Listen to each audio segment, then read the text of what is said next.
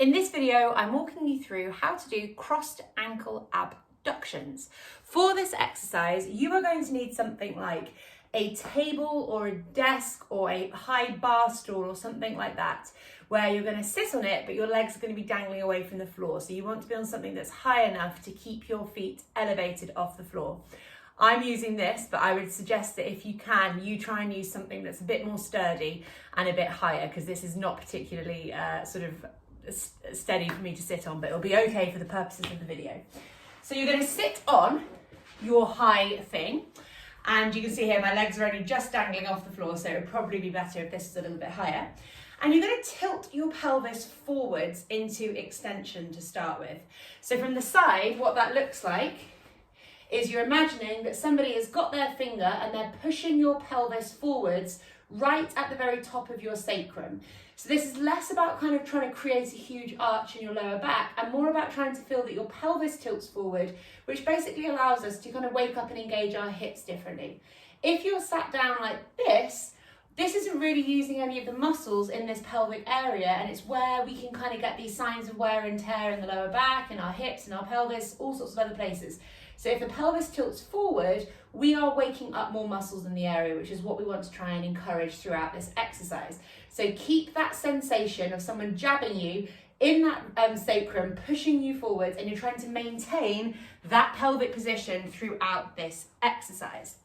You're going to lift your feet up off the floor, pelvis tilting forwards, you're not allowing that to move backwards, and you're going to dorsiflex your feet. So you can see here that I've brought my 4 feet up so that there is a 90-degree angle at my ankles. I have flexed my feet, they are waking up and they are engaged. Flexing your ankles is different to simply pulling your toes back. So I see lots of people that when I say flex your feet, they just kind of lift up their toes. We're trying to get the angle occurring at the ankle. So you can see the difference here between the forefoot moving and just the toes moving. So make sure that you've brought that foot up as high as it can go towards your shin. You're going to keep that sort of tension and work through your ankles. So keep the flexion, keep the pelvis tilted forwards at the top. You're going to cross your ankles like so. Keep the ankles really flexed, and you're not allowing the ankles to bend and curve as we do the next thing. So you might start noticing that your feet start wanting to kind of point away. You might want to start sort of rolling through the ankle and being sort of wobbly and unstable there. We don't want that to happen.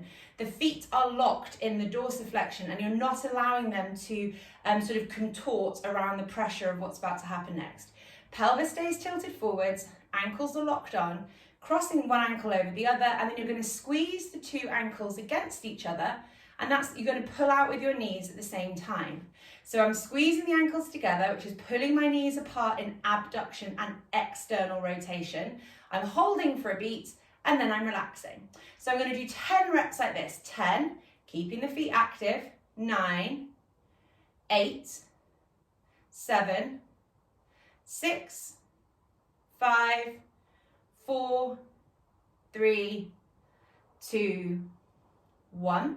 So that's one set of 10. I'm going to cross my legs over, same thing goes, trying to keep those ankles locked on and straight, not allowing the feet to sort of twist and turn and curve and sickle at the ankle. We're trying to keep that keep it really strong at the ankle. I don't know if I'm making sense, but I just don't want you to lose that foot position, because it's going to lose the kind of tempo of the exercise through the leg.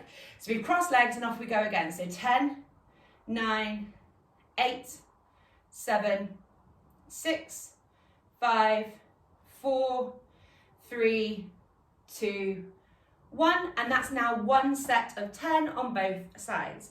So in that exercise, you might notice that your pelvis is having to work hard to kind of keep you tilted forwards.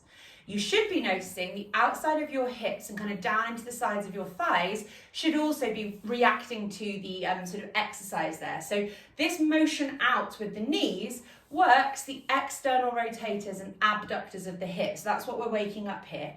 If your feet are super floppy and you're losing momentum through your feet, you probably won't be feeling any muscular demand anywhere. So do make sure that the feet are locked on and that you're feeling this exercise in the outside of your hips due to the squeezing out, and perhaps in the front of your hips just because you're maintaining that pelvic position. I would recommend to do 3 reps of 10. So we did 1 rep of both sides, 10, and then 2 more sets of those to really build strength into these muscles on the outside of the hips, which are really, really important for stabilization and strength during gait, running, walking, and many other activities as well. So that's crossed ankle abduction.